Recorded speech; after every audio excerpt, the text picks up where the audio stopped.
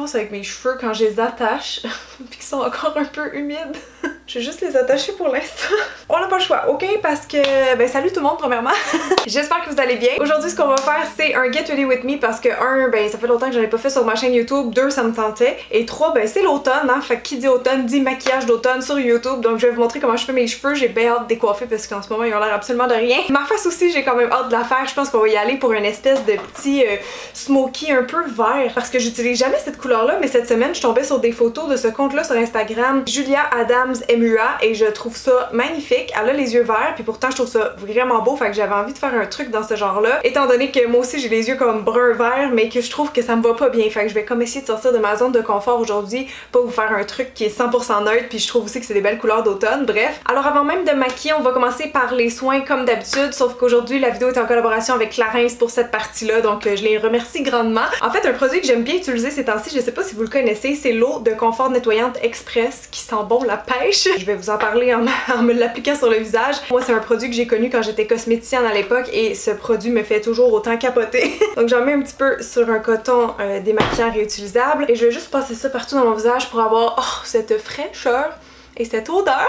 Parce que ça fait vraiment du bien honnêtement, juste pour comme réveiller la peau puis la nettoyer, hein, parce qu'après une bonne nuit de 8 heures, à souvent avoir un peu chaud quand même, parce que mon chum c'est comme une petite chaufferette. Je trouve ça le fun pour juste venir comme rééquilibrer tout ça. Et ce qui reste sur le coton, je vais le passer vite vite comme ça en dessous de mes yeux parce que ça m'arrive quand je suis fatiguée de me démaquiller un petit peu vite la veille à minuit puis qu'il me reste finalement un petit peu de mascara que j'avais pas vu. Donc j'aime ça pour ça parce que ça fait pas grand dessous des yeux vu que je vais me maquiller, mais ça va l'enlever. Fait que déjà là, je me sens propre, je me sens fraîche, on dirait que ça fait l'effet un peu comme d'un tonique, mais ce que j'aime aussi c'est qu'il est pas asséchant, il va même laisser comme un petit film un peu hydratant sur ma peau. Donc gros coup de cœur pour ce produit là que j'utilise parfois avant de me préparer et parfois aussi le soir quand je suis pressée et que j'ai pas envie de faire ma routine comme complète, démaquillant, nettoyage et tout ça. Donc là je vais crémer mon visage tout de suite avec ma Hydra Essentielle que j'aime beaucoup, puis je vais continuer à vous parler un petit peu de ma routine parce que je sais pas si vous faites ça vous, mais c'est conseillé de commencer à changer un peu vos soins quand le temps froid revient. Les gens souvent ils vont penser à prendre une crème plus riche pour l'hiver ou dès qu'il commence à faire froid, mais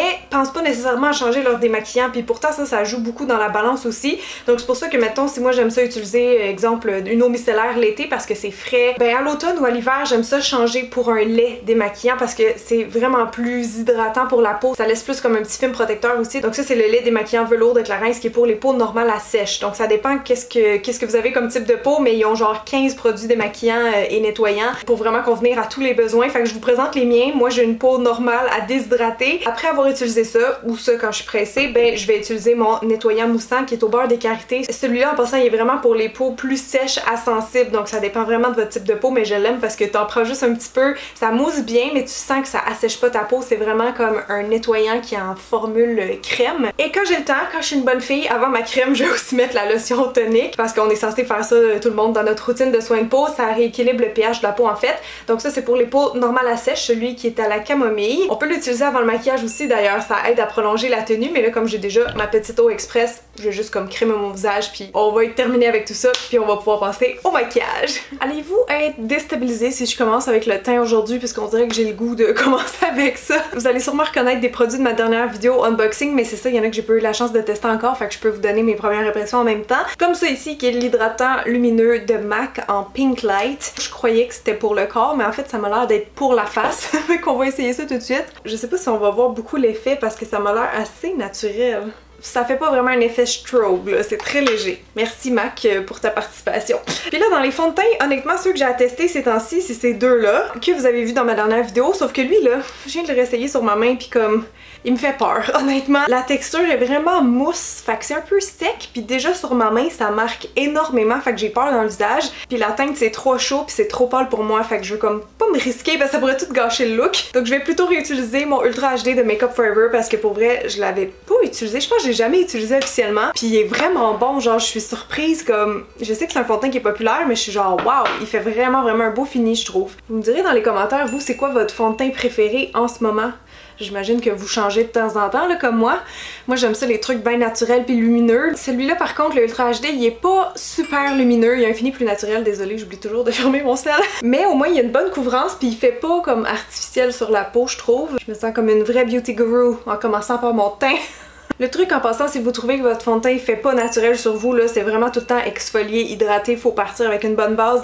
Mais aussi, il faut travailler le produit, il faut le réchauffer, soit avec vos doigts. Si vous aimez pas les doigts, prenez une petite éponge humide dans ce style-là. Ça vient vraiment comme rentrer les produits dans la peau. Vous avez moins de chance aussi de laisser des traces comme avec un pinceau par exemple, donc ça peut être des petits trucs vite pour vous. Je vais faire le cache-cerne après, mais je passe tout le temps un petit peu aussi comme ça en dessous des yeux. Juste pour venir déjà un peu unifier, puis juste compléter avec le cache-cerne. Puis je passe ça aussi même sur mes paupières parce qu'elles sont rouges un peu. Pour mes cernes, tiens, je vais y aller avec le Can't Stop One Stop de NYX. Ça fait vraiment un petit moment que je l'ai pas utilisé. J'en ai comme trop des préférés dans mon bac.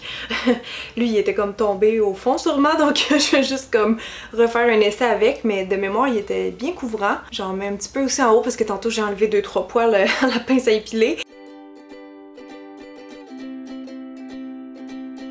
By the way, je sais pas si vous êtes abonné à ma chaîne de vlog, mais je voulais vous en parler au cas où. Je vous mettrai le lien juste en haut ici à quelque part. Je fais des vlogs pas mal à toutes les semaines. Là, j'ai été un peu plus occupée dernièrement, mais je vous fais tout le temps comme des updates de vie un peu plus perso là-bas. Je vous montre aussi un peu l'envers du décor, comment je travaille, toutes mes rénovations de maison, la décoration, quoi d'autre, du ménage, de l'organisation. Fait que si ça vous intéresse de voir du contenu de ma part plus souvent, je vous invite fortement à vous abonner. Ça me ferait très plaisir qu'un jour on atteigne le 100 000 abonnés. Je pense qu'en ce moment on est presque à 70 000, donc ça me ferait trop plaisir que vous preniez le temps juste de cliquer sur le petit truc. Je vais vous l'ouvrir, faire ouvrir en fait dans un autre onglet.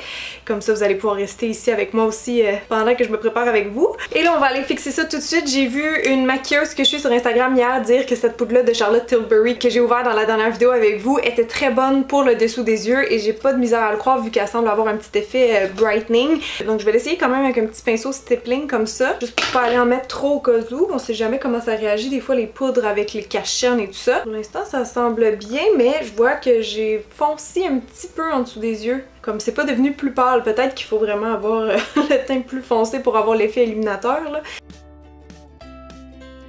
Très naturel, ça fait assez flawless en dessous des yeux. Je vais l'essayer ailleurs aussi, comme dans mon front un peu, juste pour fixer le fond de teint.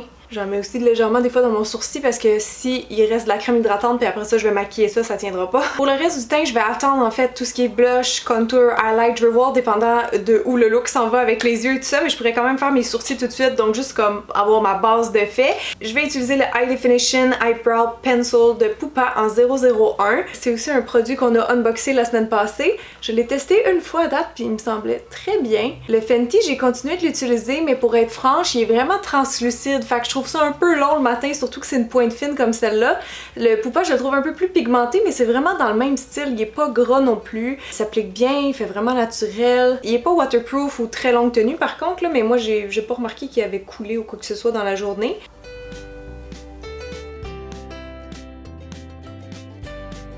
Wow! Maintenant, je vais juste aller fixer avec un peu de gel à sourcils, encore de Pupa, que j'aime bien parce qu'il est tout petit, fait qu'on peut vraiment venir sculpter les poils.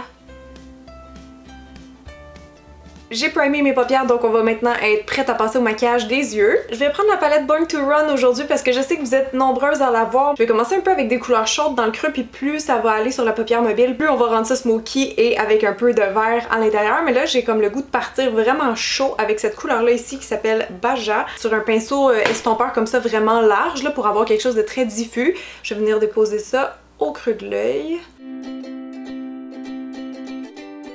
Maintenant avec un autre pinceau, je vais prendre un peu de la teinte Punk qui est comme un brun chaud et je vais venir un peu plus bas dans mon creux.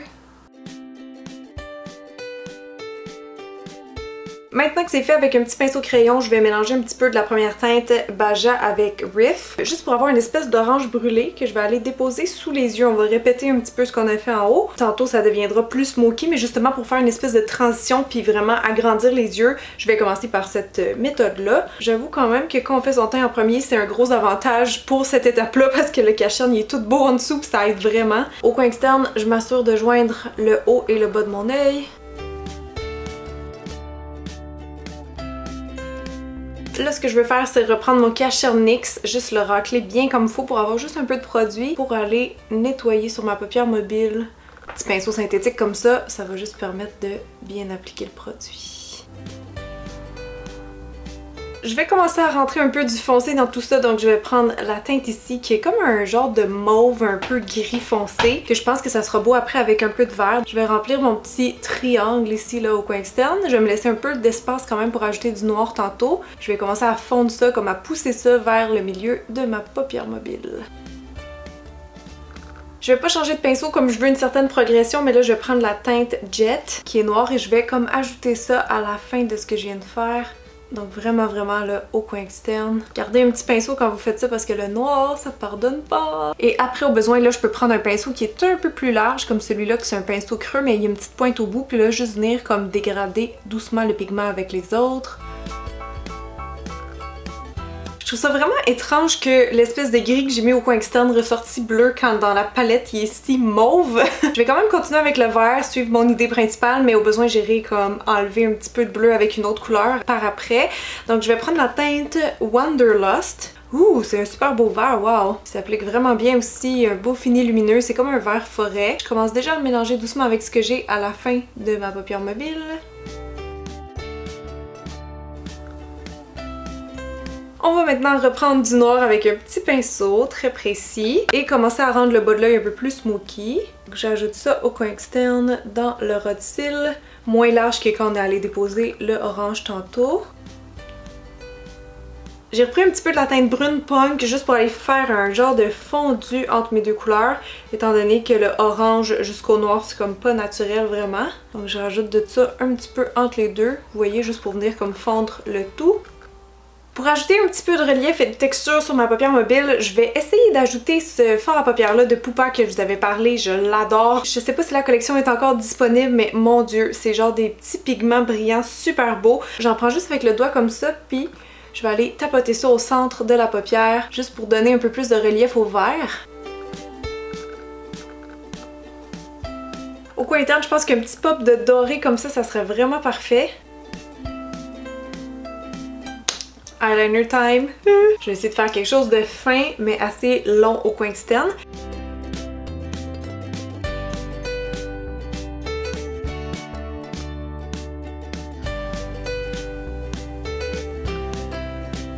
Avant de mettre du mascara, j'ai le goût d'essayer un petit peu de vert aussi en bas des yeux, juste faire comme un petit poup ici, une petite tache. Ça pourrait être intéressant, mais c'est vraiment facultatif. Je pense que c'est beau. Puis je trouve qu'on reste un peu plus comme dans le thème smoky vert. Maintenant, je vais courber mes cils et ensuite appliquer du mascara. Je vais prendre le Unlimited de L'Oréal parce qu'il fait des cils super longs. La brosse est comme sculptante, donc j'aime ça pour aller définir vraiment mes cils. Là, je vais mettre un petit peu de crayon noir dans la muqueuse supérieure parce que vous voyez sûrement, mais à cause du mascara, on voit beaucoup de peau ici, donc je viens juste faire glisser doucement un crayon en haut. Tadam! Les yeux sont complétés, donc on va pouvoir continuer avec le teint. J'étais rendue à faire la zone des joues, donc j'attrape déjà ma poudre brune comme ça de Makeup Forever que j'aime beaucoup. Avec un pinceau Makeup Forever aussi, c'est le 156. J'aime bien pour le contour des espèces de pinceaux un peu ovales comme ça, parce que je trouve que ça s'accote comme super bien dans le creux de joue, puis il y a moins de risque aussi de faire comme une ligne trop définie étant donné que les contours sont ronds. Donc à peu près comme ça. Juste en haut, je vais souligner légèrement mes joues avec ce blush là de NARS que j'aime beaucoup. C'est juste un petit rose pâle avec un léger fini lumineux. Et comme highlight, je pense que je vais utiliser mon bon vieux Mary Luminizer pour avoir une petite teinte un peu champagne ou perlée. Un petit coup de Fix Plus de MAC. Et il va nous rester seulement les lèvres et les cheveux.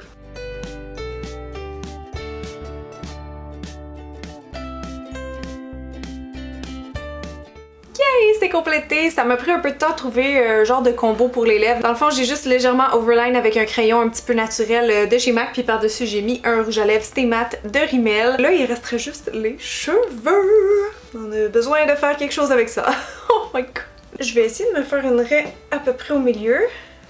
Et là, pour friser mes cheveux vite, ce que je fais, c'est 2 Lulu. Ça fait très longtemps que j'ai pas fait ce truc-là, mais d'après moi, ça marche aussi sur les cheveux courts. J'espère en tout cas. Et là, quand le fer est chaud, donc on a juste à friser les mèches qui dépassent. Et c'est vrai que ça va plus vite. Comme je dis, par contre, ça fait longtemps que j'ai pas utilisé cette technique. J'espère que ça va marcher aussi bien que dans mes souvenirs.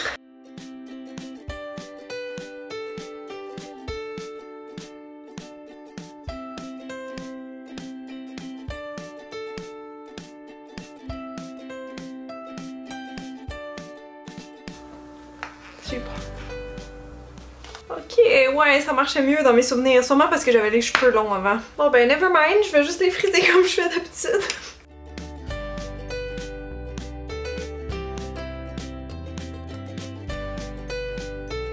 Là, je vais juste les dépeigner un peu. Parce que je veux pas des boucles parfaites, puis je veux les grossir. Avec le gros côté, je vais juste venir comme faire un semblant de crépage pour les gonfler un peu. Et finalement mettre un peu de fixatif, ça c'est le Tresemme Perfectly Undone Waves. Donc voilà tout le monde pour le look final, j'espère que vous aimez, je me sens enfin prête pour l'automne. Je suis vraiment contente aussi du maquillage des yeux, comment c'est sorti, parce que comme je dis, d'habitude le vert, je trouve que ça me va pas du tout. Mais là peut-être que vu que je l'ai combiné avec les couleurs un peu plus chaudes, ça passe mieux. Donc vous me direz qu'est-ce que vous en pensez dans les commentaires. N'hésitez pas à vous abonner aussi si c'était pas déjà fait, à me suivre sur ma chaîne de vlog et sur mon Instagram pour avoir des nouvelles plus souvent de moi. Et c'est tout, fait que merci encore, puis à bientôt, bye!